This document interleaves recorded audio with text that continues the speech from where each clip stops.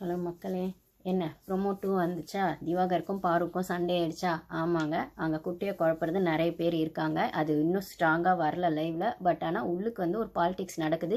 என்னதான் personal vengeance காட்ட வேணாம்னு சொன்னாலும் அதை டாஸ்கில் நாசுக்காக காட்டலாம் அப்படிங்கிற மாதிரி போயிட்டு தான் இருக்குது. இதுக்கு முக்கியமான காரணம் யாருன்னு பார்த்தீங்கன்னா கானா வினோத் தான். கானா வினோத் வந்து ஓட்டிங்கில் ஃபர்ஸ்ட் வராரு, அவர் ஒன்றுமே உள்ளே பண்ணல அப்படின்னு ஒரு கூட்டம் சொன்னாலும் அபியூஸ் அப்படிங்கிற விஷயத்தில் அங்கங்கே அவர் பேர் அடிப்படுது. இதில் வியானா அவர் வந்து தப்பான வார்த்தை சொல்லன்னு அந்த இடத்துல அவர் சொன்னாரா சொல்லியாங்கிறது ஒரு பக்கம் இருக்கட்டும், சொல்லாம கூட இருக்கட்டும், இல்ல சொல்லி வந்து எடிட்ல கட் பண்ணி கூட இருக்கலாம். ஆனா ஒரு சில இடங்கள்ல அவர் நாக்கு கடிச்சிட்டு பேசுறதோ வார்த்தை விடுறதும் அடிக்கடி நடக்கதான் செய்யுது. ஆனா சேனல் அதை ஹைலைட் பண்ண மாட்டாங்க. அப்புறம் ரம்யா விஷயங்கள் வெளியில வந்தப்போ அது சரி தப்புங்கிற குழப்பத்துக்குள்ள மாட்டிக்கிச்சு.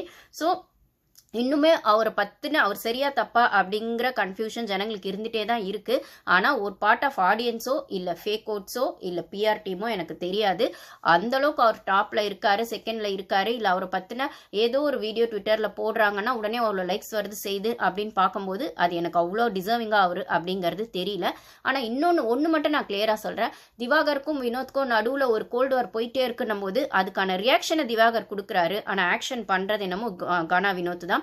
அறிவு கெட்டவன் சொல்றதாகட்டும், இல்ல ஒரு மாதிரி பைத்தியக்காரன் ஏற்கனவே ஒரு சொல்லியிருப்பாரு, அந்த பைத்தியக்காரன் நாய் அந்த மாதிரிலாம் சொல்லியிருப்பாருன்னும் போது ஒரு மாதிரி ரொம்ப மட்டமா ஒரு வீக்கெண்ட் எபிசோட்ல கானா வினோத்தும் திவாகர் அவங்களோட காம்போ நல்லா இருக்குன்னு வீக்கெண்ட்ல சேது சார் சொன்னப்ப கூட அந்த பிரேக்ல 2 பேரும் பேசுவாங்க.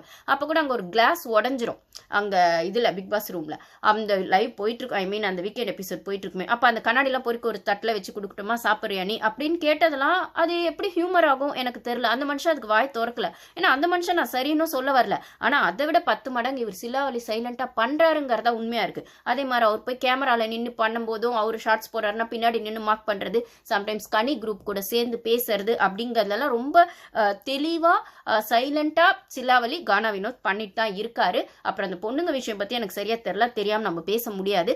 ஆனா திவாகரை பொறுத்த வரைக்கும் அங்க ஆக்ஷன் தான் கானா வினோத் தான் நிறைய இருக்கு. அதுக்கான ரியாக்ஷனா இல்ல ஒரு அந்த ஒரு ட்ரிகரிங் பாயிண்ட்ல திவாகர் மாட்டிக்கிறாரு. அப்படி இருக்கிற பட்சத்தில் இன்னைக்குமே நேற்று நடந்த அந்த கிங்டம் டாஸ்க் நடந்துச்சு இல்லைங்களா, அந்த 2 பேரும் பிரித்து விட்டதில் அது ஃபன்னாக போகணும்னு சொன்ன இடத்துல ஃபர்ஸ்ட் நிறைய பாட்டு திவாகரை ப்ளேம் பண்ணி தான் வந்து வினோத் நிறைய பண்ணியிருப்பாரு. அப்புறம் வந்து நன்னோடில் போயிட்டு பிரஜன்லாம் வந்து இல்லை இப்படி வேணாம் ஃபன்னாக கொண்டு போகணும், விக்ரம் ஃபன்னாக கொண்டு போகணும்னு சொல்லுவார். ஆனால் உள்ளுக்கு நைஸாக வாழைப்பழத்தில் ஊசி குத்துற மாதிரி நன்னோடில் விட்டுறாரு. அப்படிங்கிற பட்சத்தில் தான் அவர் ட்ரிகராய் அவர் பேசுகிறாரு. ஆனால் திவாகர் பேசுற வார்த்தைங்க மட்டும்தான் வெளியில வருது, கானா வினோத் பேசுற வார்த்தைங்க வர மாட்டேங்குது. ஸோ அந்த ட்ரிகர் பாயிண்ட்டுக்குள்ள ட்ராப்புக்குள்ள திவாகர் மாட்டிட்டு தான் பண்றாருன்னும் போது கானா வினோத் கண்டிப்பா திவாகரை ட்ரிகர்